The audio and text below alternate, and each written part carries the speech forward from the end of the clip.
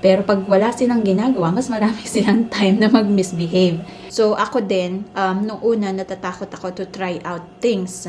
Pero kung SPED teacher po kayo at gusto nyo pong mag-apply dito sa Amerika, and malaki po ang binibigay nilang sign-in bonus. So like sa akin po, may sign-in bonus ako na 2,000. So ano nga ba ang nangyayari sa self-contained classroom? So bibigyan ko lang po kayo ng overview pa.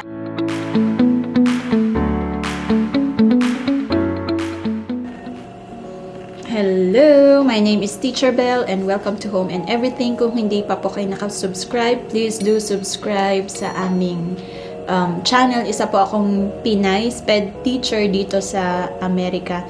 And ngayon po ay Thursday, pero hindi tayo pumasok.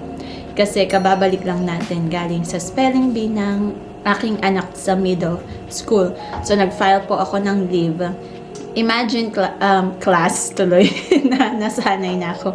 Imagine po na wala akong pasok ngayon pero ang utak ko nasa classroom pa rin. So, hindi nyo po talaga maiwasang mag-uwi ng mga iniisip dito sa bahay. Pero kung SPED teacher po kayo at gusto nyo pong mag-apply dito sa Amerika, I recommend na mag-start na po kayo ng application, whichever visa, kung anong gusto nyo, J1 visa or H1B visa. Hiring po, in demand po ang position ng SPED teacher, math teacher at science teacher dito sa Amerika. In fact, bibigyan po kayo ng sign-in bonus pag na-hire kayo, and malaki po ang binibigay nilang sign-in bonus. So like sa akin po, may sign-in bonus ako na $2,500, pero sa ibang states, mas malaki pa. Yung iba umaabot pa ng $9,000, $5,000. So imagine, yung isang taong sweldo nyo sa Pilipinas, sign-in bonus nyo lang dito sa Amerika. Pero syempre, hindi naman po natin brain drain ang Pilipinas at ine-encourage natin kayo. Kung may capability po kayo or kung may dreams kayo na gustong i-pursue, pwede po talaga kayong mag-apply dito. So ganyan po ka-in-demand ang mga SPED teachers dito sa Amerika. Pero gaano nga ba kahirap magturo ng SPED teacher or SPED classroom dito sa Amerika? Yan po ang pag-uusapan natin ngayon.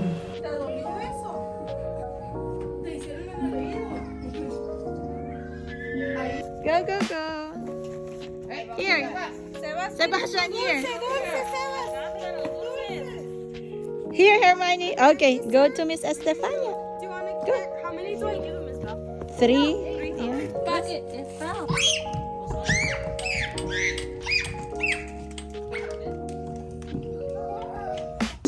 Your legs. Put them back. Good job. Oh yeah, I think she wants that. Okay. Good. Let's go, Sebastian. ¿Ya? Sí, miraste, no, nomás aquí. Las hojas del árbol van aquí. Mira. Pon una aquí. Para sa akin, parang pareho naman ang level of effort na binibigay natin compared sa ibang grade level. Ang malaking pinagkaibahan lang, syempre, paperworks. Marami ring paperworks sa SPED. Actually, madami kasi kayo po ang magde-develop ng mga IEPs nila. So, kung meron, like ako, meron akong 20 students at madadagdagan daw ng 4 by the end of December. So, lahat yun, gagawan mo ng 24 paperworks. Tapos, magsaset ka pa ng mga IEP meetings 24 times. So, marami talagang paperworks. After ng meeting, marami ka pang ipapasignature. So, medyo hati talaga yung work mo as a SPED teacher. So, nagtuturo ka and then gumagawa ka pa ng ibang mga bagay. Okay? Ang malaking kaibahan din sa regular ed or sa gen ed is syempre yung physical demand. Kasi sa SPED, ang mga bata nangangailangan sila ng physical prompting and assistance. So, yun ang medyo i-require sa inyo. Kaya mag-vitamin C po kayo araw-araw para hindi kayo magkasakit. Okay? So, ano nga ba ang nangyayari sa self-contained classroom? So, bibigyan ko lang po kayo ng overview para magkaroon po kayo ng idea. So, minsan, syempre, ang mga teachers or teacher aides na rin, kahit may 4 akong para-professionals, pero minsan nawawalan din tayo ng patience, di ba? Even ako. Pero, but the key is to never give up. Okay? The key there is to know your students really well. So, Dito sa Amerika, maraming resources silang binibigay, as in madami po. Mag-request ka, i-grant nila. But then sa Pilipinas, I can just imagine kung walang mga sensory materials, di ba? So, mahirap po talagang patahanin or mahirap i-control yung environment sa SPED classroom kung wala po tayong mga gamit. Sa SPED classroom po, every single day is unpredictable. Yun ang isang mahirap. So, marami tayong mga strategies na ginagawa. Okay? So, ito mga strategies na feeling ko nag-work sa akin. So, pwede nyo pong, gayahin or at least maging benchmark lang. So, una, control the environment para sa mga triggers nila. Okay? So, hindi naman natin may iwasan na may mga yung unexpected triggers nila. Okay lang yun. Pero yung mga alam na natin na triggers nila na pwede nating makontrol through materials or routines, gawin po natin. Una dyan, syempre, fixed routines and schedules. Kasi mix pa yung sa classroom ko. May autism, may verbal delay, may developmental delay. So, iba-iba po. So, yun din ang mahirap sa classroom ko. Mix siya. I-cater mo sila lahat sa isang classroom. Pangalawa din dyan, yung madaming visual cues. Kasi maraming non-verbal, so kailangan maraming visual cues, visual prompts na nasa classroom ninyo. Okay, number 4 is aim for independence. So, marami tayong mga materials na makakatulong sa kanila to start, like mga assistive scissors and all, because we are aiming for independence. Kaya natin sila hand over hand. We practice until magkaroon sila ng muscle memory and then magawa nila on their own. Okay? Number 5, make sure na marami kayong calming and sensory materials. So, like sa district natin, marami silang binibigay, mga sensory mats, mga sensory toys, puzzles, mga ganon. Number 6, keep them busy. Okay? Ito yung medyo nakita ko as in any other students, di ba? Pag konti lang yung time nila to misbehave, mas marami silang nagagawa. Pero pag wala silang ginagawa, mas marami silang time na mag-misbehave. So, ganun lang yun. Keep the students busy all the time. Kaya meron po tayong independent system. So, may mga task box sila na kapag natapos nila ang isang task, like for example sa amin, pag natapos yung pre-writing, kukuha sila ng task box nila. And then, after task box nila, meron din silang choice time. So, yun yung sunod. Number 7 is choice time.